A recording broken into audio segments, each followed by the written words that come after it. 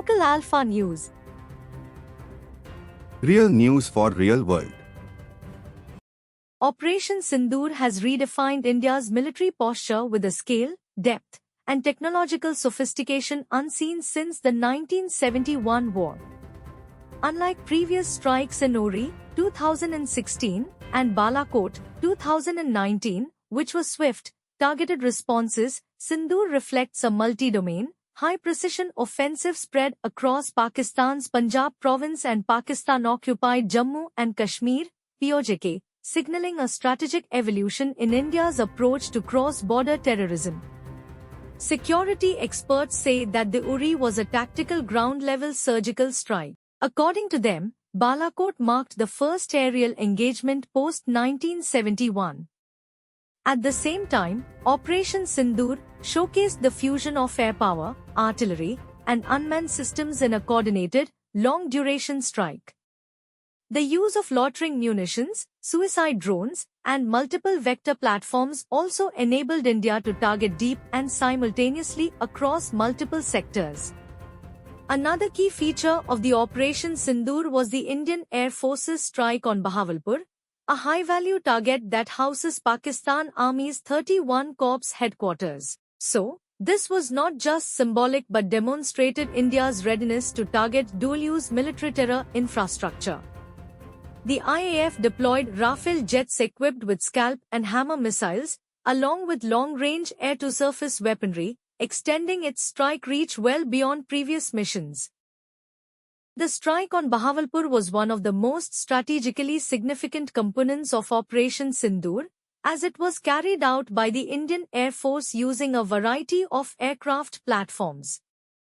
Bahawalpur is not just any target, it houses the Pakistan Army's 31 Corps headquarters, making it a high-value military zone, according to officials.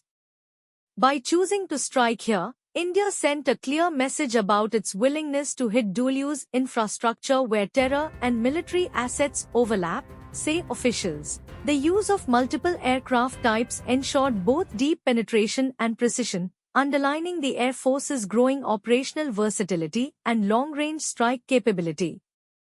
The Army's role was equally advanced. With precision-guided Excalibur 155mm artillery shells, M777 lightweight howitzers, and real-time GPS and drone-based targeting, the strikes were surgical in nature yet powerful in impact. The operation also marked one of the rare instances post-1971 where India officially used missile systems across the border. Another notable feature was the loiter time and timing. The operation officially spanned from 1:05 am to 1:30 am, giving Indian forces time to engage, reassess, and strike again if required. Sources confirmed that Pakistan's artillery response was delayed by 20 to 25 minutes, underlining the surprise and precision achieved. Furthermore, an area in Khyber Pakhtunkhwa was reportedly identified for future operations, reflecting improved intelligence integration and target tracking.